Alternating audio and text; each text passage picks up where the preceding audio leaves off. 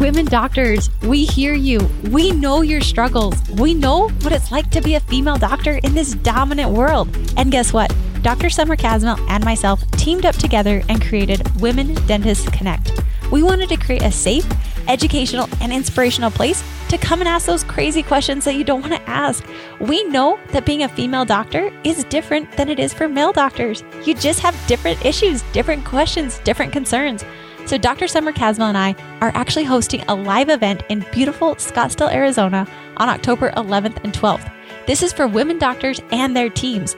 We're talking business. We're talking issues that female doctors face. We're talking team breakouts, how to really rally your team. And we're giving you hundreds of tangibles that you can take home and implement Monday morning.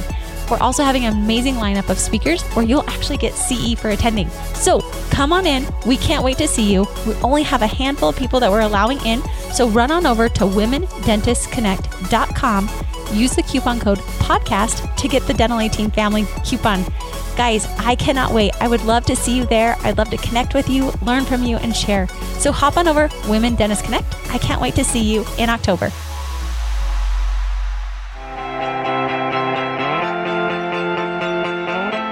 Hey everyone, welcome to the Dental 18 podcast.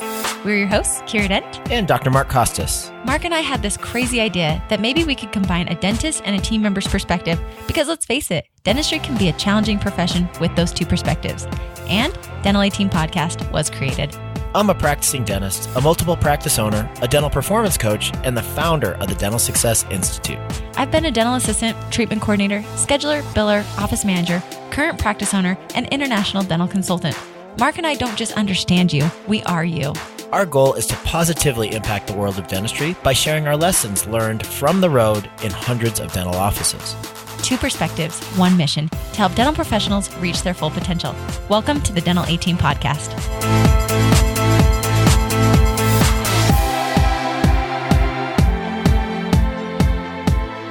Hello, Dental 18 listeners. This is Kiera, and you guys, Tiffany and I are getting on the mic again, but we have an even more incredible person. Tiffany's little man, Brody. We're going to actually get him on the podcast because we think it's important to share the perspective of what it's like to have a working mom. So we'll see how this goes. Totally unscripted. Tiff, we're going to put her on speakerphone with Brody, and we're just going to ask some questions to hear what it's like for him with his mom. We'll see if we can get his angle of when she worked in an office versus when she was a consultant, but we'll kind of see how the episode goes.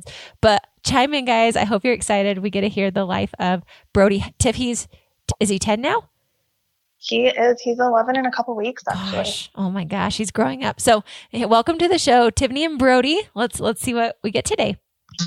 We are speakerphone. We're so excited. Brody's literally rolling his eyes at me. Brody, it's so good to talk to you today. We want to know, Tiffany, you take the lead on this. Brody, I want to hear your honest feedback on this. So, and I can't just have one word answers from you. You know how we work with these because you're seriously my favorite human. So I want to really know what you think about these things. So, Brody. He's so funny. He loves Kiera so much and he hates everything being in front of people. Like when I post to Facebook. But I think this is a really cool opportunity to be able to see a perspective that we don't always get to see. And I know as a working mom, it's something that's always in the back of my brain to know like what he thinks and what he wants out of life. So, Brody, do you remember when I was working in the office all the time? Mm-hmm. Yeah. Tell me what that was like. What did you think about that? It was annoying because I didn't get to see you until really late at night. Yeah. And then what about now as a consultant and I travel? I get to see you more often because you travel when I'm at my dad's house. Yeah. So do you feel like it works out well to have a balance where I'm able to kind of create a schedule around your schedule? Yeah. And what do you think it teaches you having me work either job, even being at Dr. Baker's office? Like, what do you think that does for you as a person and teaches you in life? Does it teach you work ethic, things like that, do you think? Yeah. What do you think? What do you see, Brody? What do you think of when you see your mom working? Like, what do you think of when you're like, my mom works? How does that feel for you? Is it awesome? Is it like, whatever? Like, what do you think when you hear my mom works? That I'm going to work when I get older. That is a life path. I like that. Yeah. So you're going to work when you get older. So your mom and your dad both work. All of your parents work. You've got step parents. Everybody works.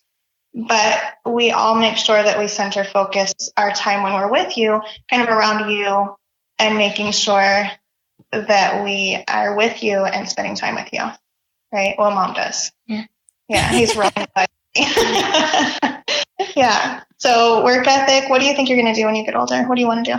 Play baseball. What do you want to do after baseball? Be an architect. Be an architect. You're going to do so good at that. You draw all the coolest pictures, and I don't even know how you come up with half of them, of how you can draw that just from your own brain. Because if I tried to draw half of what you draw, it would not look. I think you'd have to like turn your head, squint your eyes, and pretend like you could see what I was trying to draw. I agree. I'm the same.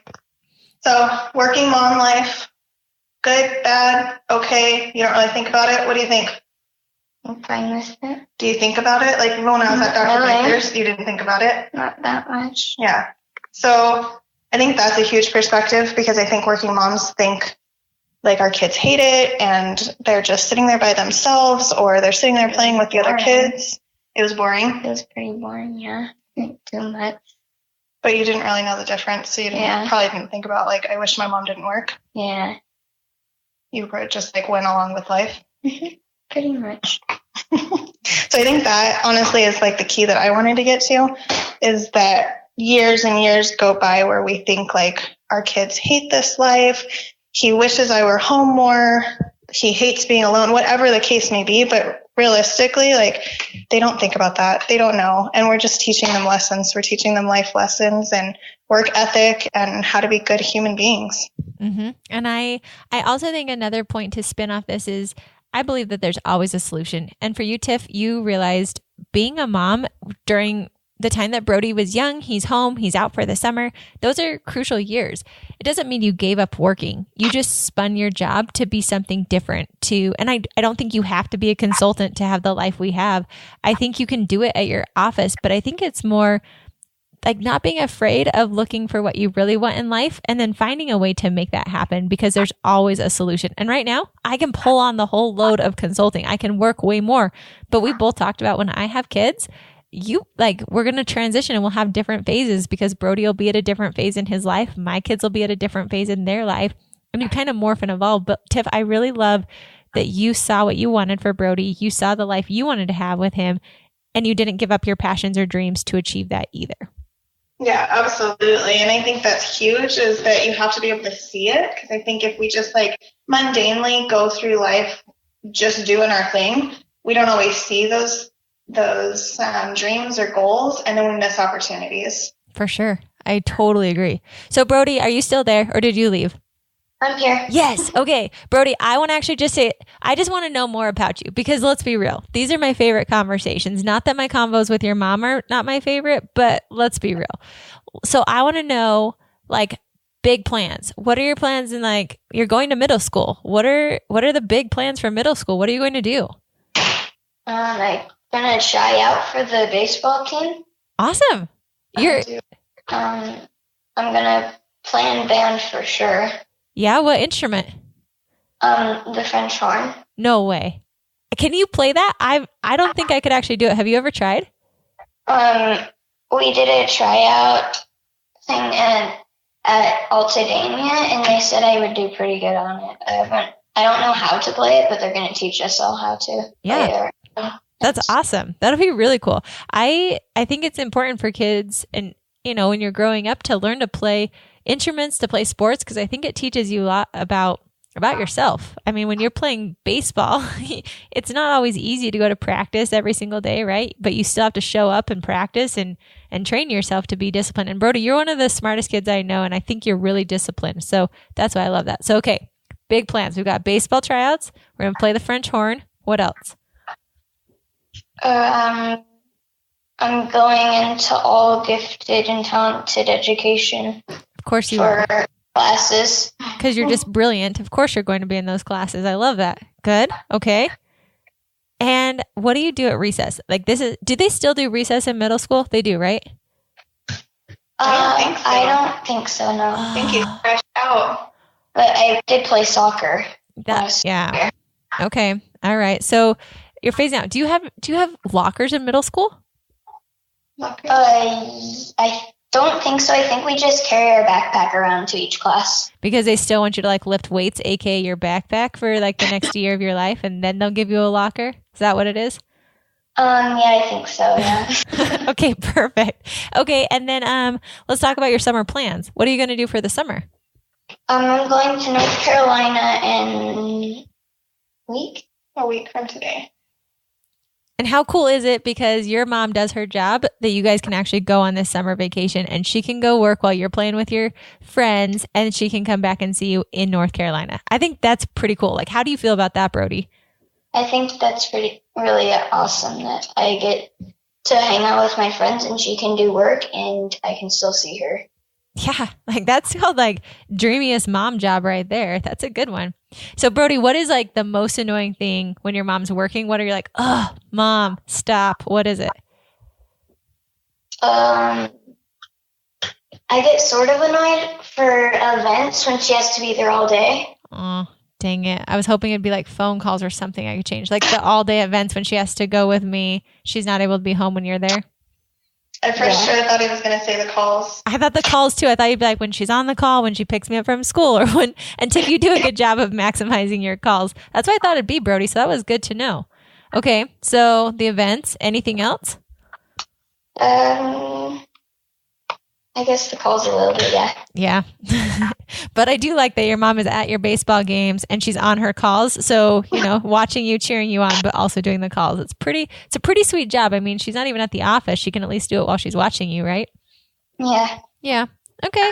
And tell me, are you going to get another pet? Because that's what I really want to know. Like, what pet are you going to have your mom watch for you while you're at your dad's house? That's really what I want to know.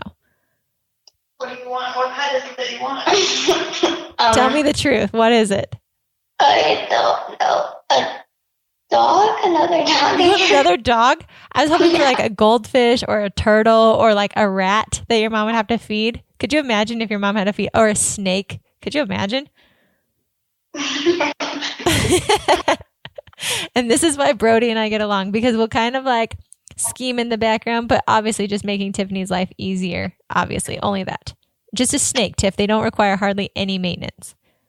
Perfect. Okay, Brodie. Brodie, are you ever going to learn to like skateboard or any other sports besides baseball, or is baseball like the golden thing that you want to do?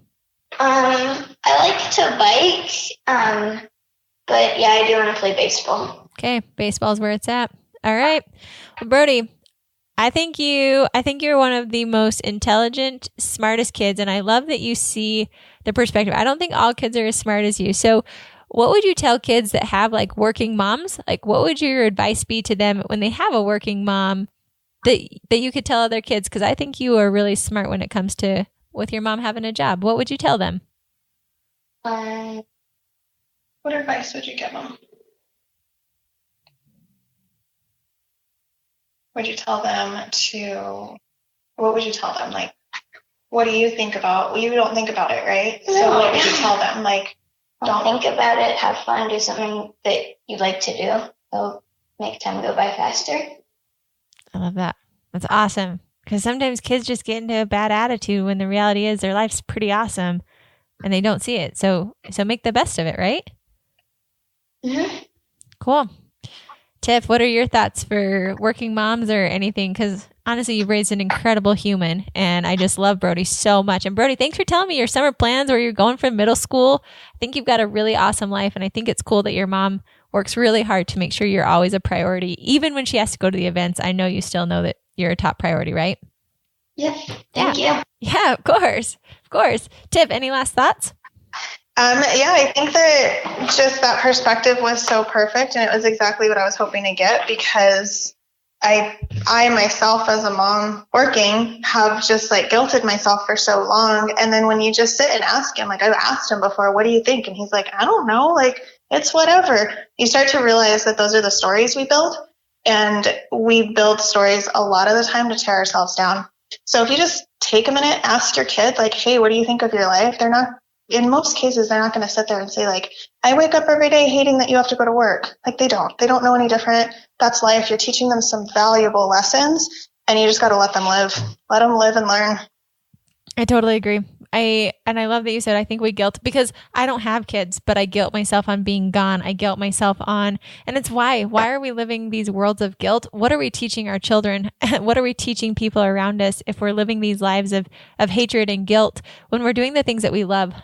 Rachel Hollis, we both are obsessed with her. And in her book, Girl Stop Apologizing, she talked about, hey, I could sit here and hate on myself of, hey, I'm at work and I'm missing all these things. Or I could look and say, gosh, I'm teaching my kids to be a contributing member to society. I'm teaching them to have a great passion, but also to have this great work-life balance where I will be working at their softball game or at their baseball game or wherever you're at, because at the end of the day, life still occurs and we can't just segregate it out of, okay, it's Brody time only and it's work time only.